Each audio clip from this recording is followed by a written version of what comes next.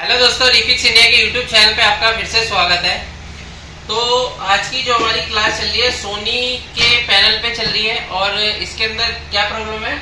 No picture. तो ये no picture condition में अभी हमारे पास है और इसकी जो क्लास है पूरी लाइव हम करा रहे हैं कि किस तरीके से इसको हम रिपेयर करेंगे।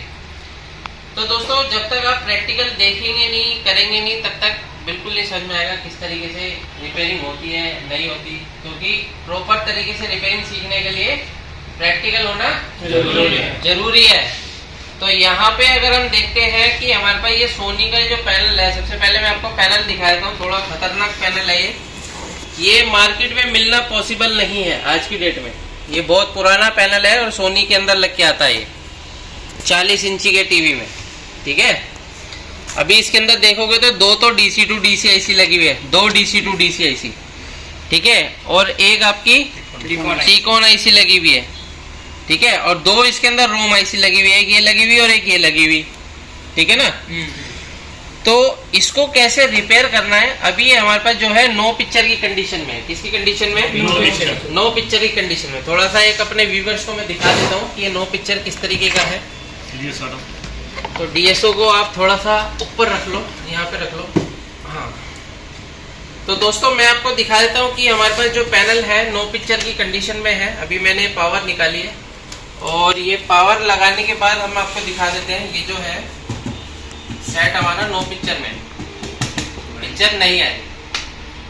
तो अभी इसको हमारे को जो रिपेयर करना है बिल्कुल स्टेप बाय स्टेप करना है, क्योंकि ज्यादातर प्रॉब्लम किस में आती है? पैनल में आती है। ज्यादातर जो टेक्नीशियन जो फंसते हैं किस में फंसते हैं? पैनल में फंसते हैं। पैनल के मुश्किल है आसान है? बहुत आसान है पैनल। अगर आप समझ जाओगे तो बहुत आसान है पैनल को रिपेयर करना। तो चलो स्टार्ट करते हैं। सबसे पहले हम इसकी बेसिक वोल्टेज चेक करते हैं। मल्टीमीटर ले लेते हैं। पहले मल्टीमीटर चेक करेंगे, फिर DSO से चेक करेंगे, ठीक है ना।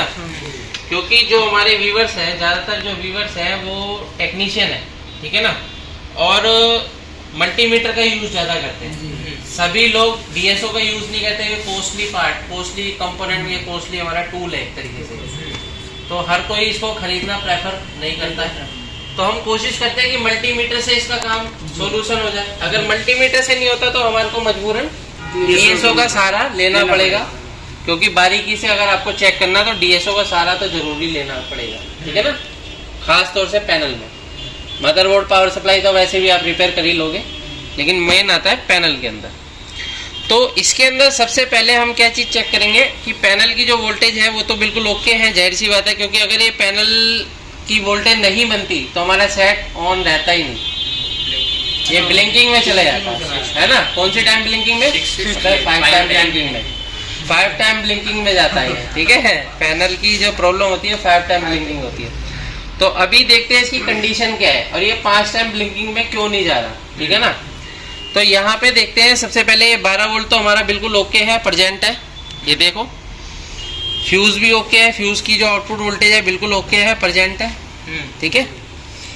अभी ये जो वोल्टेज है ये जाती है हमारी DC टू DC IC के अंदर। DC टू DC IC क्या वोल्टेज बनाती है? 3.3 वोल्ट बनाती है और 1.2 वोल्ट किसके लिए बनाती है? 1.2 हाँ, रोम IC CPU यानी कि टीकॉन IC में जाती है, ठीक है ना। तो सबसे पहले अगर हम देखेंगे तो इसके पास में हमारा क्या लगा हुआ है? 2 कॉइल लगी हुई है, लगी है 2 कॉइल।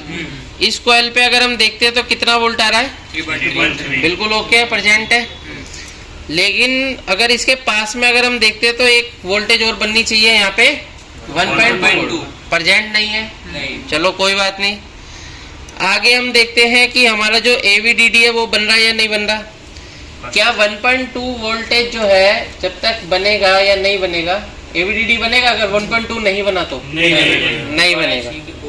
टीकॉन IC की जब हाँ, जब हमारा 1.2 वोल्ट टीकॉन IC में जाता है तो क्या करती है टीकॉन IC?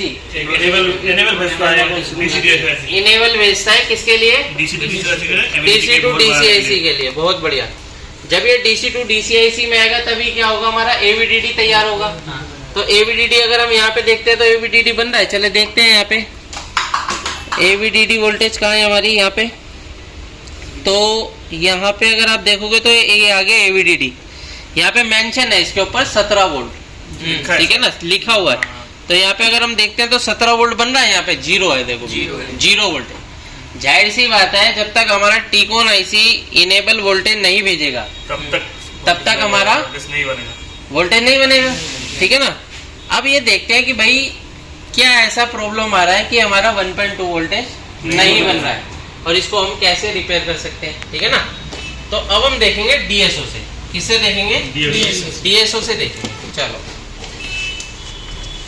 अभी यहाँ पे अगर आप देखोगे तो डीएसओ के अंदर ये तो हो गया नेगेटिव, इसको तो हम कर लेते हैं नेगेटिव, ठीक है ना, ये आ गया नेगेटिव, ठीक है।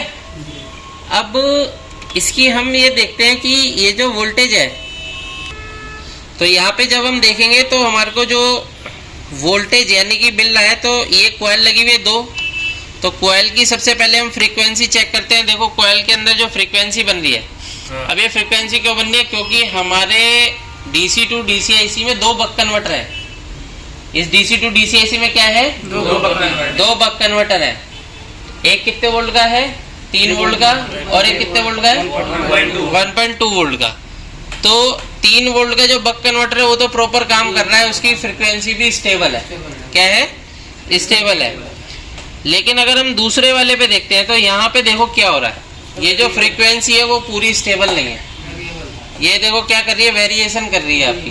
क्या कर रही है? वेरिएशन। और जब तक ये वेरिएशन करती रहेगी जब तक आपका वोल्टेज प्रॉपर नहीं रहेगा। यहाँ पे देखो वोल्टेज क्या हो रहा है, देखो अप डाउन हो रहा है, क्योंकि वोल्टेज वेरिएशन कर रही है तो आपकी जाहिर सी बात है कॉइल काम करेगी नहीं करेगी, वोल्टेज ही नहीं बनेगा। तो हम क्या करते हैं, इसमें अलग से एक बक कन्वर्टर का यूज करते हैं और 1.2 वोल्ट की सप्लाई इसको अलग से देके चेक करते हैं, ठीक है। तो यहाँ पे जो वेरिएशन आ रही है देख सकते हो, ये प्रॉब्लम है, ठीक है ना। ये किसकी प्रॉब्लम है? DC to DC IC. तो या तो आप डीसी टू डीसी आईसी को बदलो, एक ऑप्शन है आपके पास, या दूसरा ऑप्शन है आपके पास अलग से बक कन्वर्टर लगा के वोल्टेज दो, ठीक है ना। तो चलो अभी हम क्या करते हैं, इसको हम अलग से वोल्टेज देके चेक करते हैं, क्योंकि जरूरी नहीं है कि डीसी टू डीसी आईसी हमारे पास हमेशा अवेलेबल है। तो चलो स्टार्ट करते हैं। सबसे पहले इसके हम पावर को निकाल लेते हैं, यहाँ से ये पावर निकाल लेते हैं। एक बक कन्वर्टर ले लेते हैं, ये बक कन्वर्टर है, ठीक है ना। ये मार्केट में इजीली अवेलेबल है, ठीक है। 1235 बोलते हैं इसको, ठीक है। क्या है? CA 1235। CA 1235 मार्केट में इजीली अवेलेबल है। ये एक तरीके से टूल है आपका, ठीक है। कभी फॉल्ट फाइंडिंग के लिए आपके यूज में आएगा ये। तो अगर हम इसका कनेक्शन करते हैं तो इसके अंदर पॉजिटिव है, नेगेटिव है, और ये आपका आउटपुट पॉजिटिव है। और इसके अंदर अगर आप देखोगे तो बाय डिफॉल्ट 1.2 वोल्ट निकालता है। यहाँ पे लिखा हुआ है डिफॉल्ट 1.2 वोल्ट। तो डिफॉल्ट का मतलब ये हो गया कि अगर आप इसमें कोई भी जंपर नहीं लगाओगे, यहाँ पे कई सारे जंपर है, तो 1.2 निकालेगा, है ना। तो चलो देखते हैं इसके अंदर। सबसे पहले हम नेगेटिव और पॉजिटिव दोनों जोड़ लेते हैं, ठीक है भाई। नेगेटिव हो गया, ये हो गया हमारा नेगेटिव, ठीक है। और ये हो गया हमारा पॉजिटिव हो गया। अब ये आ गया हमारा आउटपुट यहाँ पे लगा देते हैं हम 1.2 वोल्ट, ठीक है। तो अब हम देखते हैं कि भाई क्या कंडीशन रहती है। ये पावर लगा दिया हमने, ठीक है ना। थोड़ा ध्यान देना भाई, वायर ना चले। अब ये पावर लगाओ जरा पावर लगाने के बाद अब हम मल्टीमीटर से ही चेक करेंगे सीधा, है ना। और डीएसओ से भी चेक कर लेंगे, पहले मल्टीमीटर से चेक कर लेते हैं। तो मल्टीमीटर से चेक करने पर हमारी क्या क्या प्रॉब्लम आ रही थी कि हमारी एक तो 3.3 तो बन ही रहा था, 1.2 नहीं बन रहा। ये देखो 3.3 वोल्ट बन रहा है। यहाँ पे लाइट जलाओ इसकी मीटर की, कितना वोल्ट बन रहा है? 3.3। और यहाँ पे कितना वोल्ट बन रहा है? 1 वोल्ट के 1.2 के अराउंड आ गया वोल्टेज, आ गया ना वोल्टेज। अब ये जब हमारा वोल्टेज इस आईसी में चला जाएगा, टीकॉन आईसी में, तो ये इनेबल वोल्टेज भेजेगा, जिससे कि हमारी डीसी टू डीसी आईसी काम करना स्टार्ट करेगी। एवीडीडी के लिए स्विचिंग करना चालू करेगी उसके मोसफेट पर, ठीक है ना, जो उसके अंदर ही कंबाइंड है। तो अब ये जो वोल्टेज है कहाँ जाएगा, तो हम एवीडीडी पे चेक करते हैं। तो एवीडीडी देखो यहाँ पे है हमारा, ये देखो 17 वोल्ट, यहाँ पे देखो 17 वोल्ट बन गया। अभी हमारा 17 वोल्ट बनने के बाद और क्या क्या वोल्टेज बनेगा? VGH VGL। तो यहाँ पे देखो V ऑन लिखा हुआ है, तो 29 वोल्ट बनना चाहिए। देखो कितना वोल्ट बन गया? 29 वोल्ट बन रहा है। ये 29 वोल्ट बिल्कुल परफेक्ट बन रहा है। आ गया। अभी VGL अगर देखते हैं तो VGL भी हमारा बन रहा होगा। तो VGL अगर देखते हैं माइनस वोल्टेज बनती है। VGL में कितना बनती है? माइनस वोल्टेज बनती है। तो यहाँ पे ये आ गया हमारा HAVDD। ये भी नहीं बन रहा था। ये देखो HAVDD कितना होता है? AVDD का हाफ वोल्टेज होता है, ठीक है ना। तो AVDD आपकी कितनी बन रही है? 17, ठीक है ना। 17 पॉइंट कुछ था, तो यहाँ पे 8.4 बन रहा है, 8.4 बन रहा है, ठीक है ना। तो AVDD का हाफ वोल्टेज रहता है HAVDD, ठीक है। तो ऑलमोस्ट तो वोल्टेज हमारी सही है, प्रॉपर बन रही है। तो अभी देखते हैं कि हमारा जो पिक्चर है वो बनता है या नहीं बनता। तो इसको DSO को ऊपर रख लेते हैं। यहाँ पे ऊपर रखो इसको। DSO को ऊपर रखते हैं और चेक करते हैं कि हमारी पिक्चर की क्या कंडीशन है। तो यहाँ पे आप ये देख सकते हैं दोस्तों, ये पिक्चर बिल्कुल परफेक्ट है, ओके बन चुकी है। पावर निकाल के दोबारा से लगाओ, ऑन करो। ये देखो ये सेट ऑन हुआ, सोनी लिख के आया, बिल्कुल ओके परफेक्ट है, ठीक है। इस तरीके से पैनल का काम किया जाता है, बिल्कुल परफेक्ट तरीके से, ठीक है। तो ये सारी चीजें आपके पास होनी चाहिए रिपेयर करने के लिए, और इसी तरीके से आपका प्रैक्टिकल होता रहेगा आगे भी। तो देखा दोस्तों किस तरीके से हम प्रैक्टिकली ट्रेनिंग कराते हैं। अगर आप भी LCD LED पैनल रिपेयर की ट्रेनिंग लेना चाहते हैं तो नीचे दिए गए कॉन्टैक्ट नंबर पे कॉन्टैक्ट कर सकते हैं। उम्मीद करता हूँ वीडियो आपको पसंद आए तो वीडियो को लाइक करें, शेयर करें, कमेंट करें। Thank you friends.